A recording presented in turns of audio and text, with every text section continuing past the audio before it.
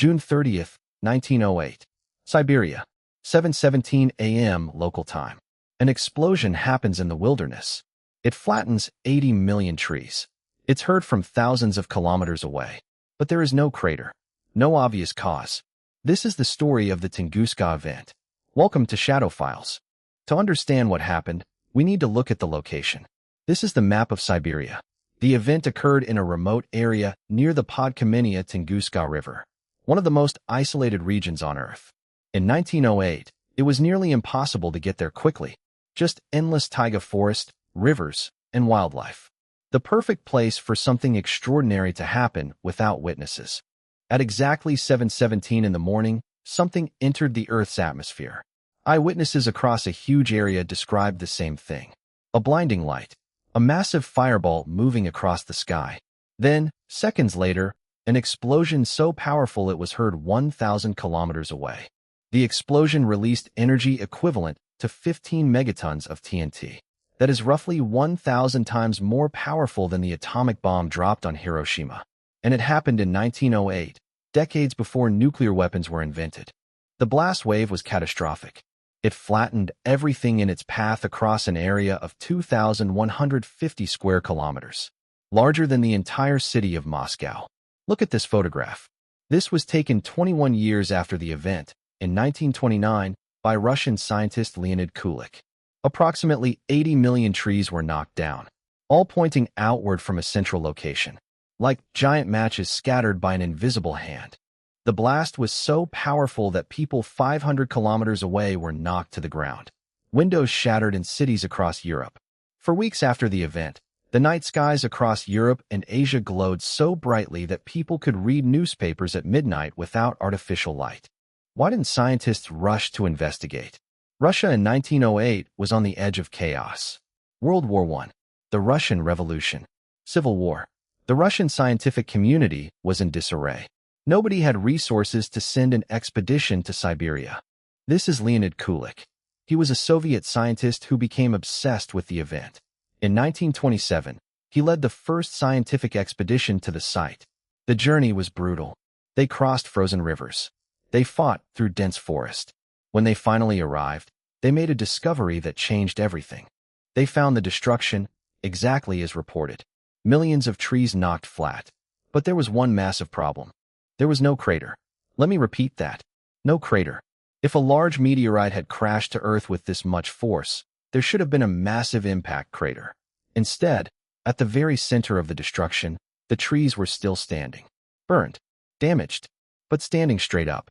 The trees around them were flattened in every direction, but the trees at the exact center were not knocked down. This immediately ruled out the simple meteorite theory.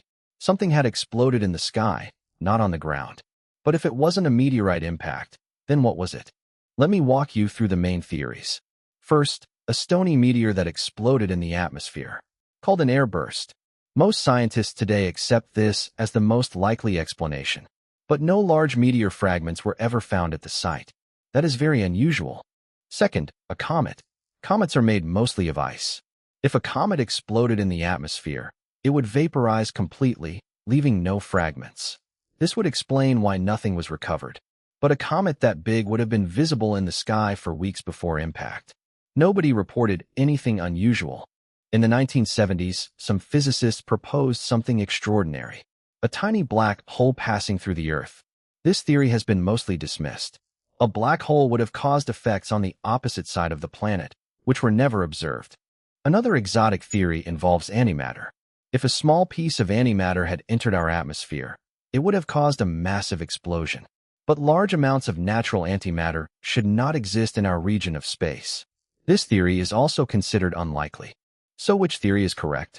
The scientific consensus today favors the air-burst meteor explanation. Computer simulations show that a rocky object about 60 to 100 meters in diameter, exploding at 5 to 10 kilometers altitude, would produce exactly the effects observed at Tunguska. Case closed, right? Not exactly. Here's the problem. Even for an air burst, some fragments should have reached the ground. Scientists have searched the site for over 90 years. Multiple expeditions. They have drilled into the ground. They have analyzed the soil, the trees, everything. and they have found almost nothing. No clear pieces of a meteor. No large fragments. Nothing you could hold in your hand and say, "This is what exploded here." For an event this powerful, that is very unusual. It would be like a bomb exploding and leaving no shrapnel behind. There were witnesses. The Evenki tribes who lived in the region described what they saw. A fire in the sky. A pillar of flame that split the heavens. A sound like thunder that lasted for minutes. Entire reindeer herds killed instantly. But their testimonies were not recorded in detail until decades later. The Tunguska Event remains the largest known impact event in recorded human history. If it had happened over a city instead of empty Siberian wilderness, it would have killed millions of people. Modern science can explain most of what happened. But some questions remain. Why no fragments? Why no clear evidence? Why does the exact location of the epicenter still puzzle researchers? On June 30th, 1908, something exploded over Siberia with unimaginable force.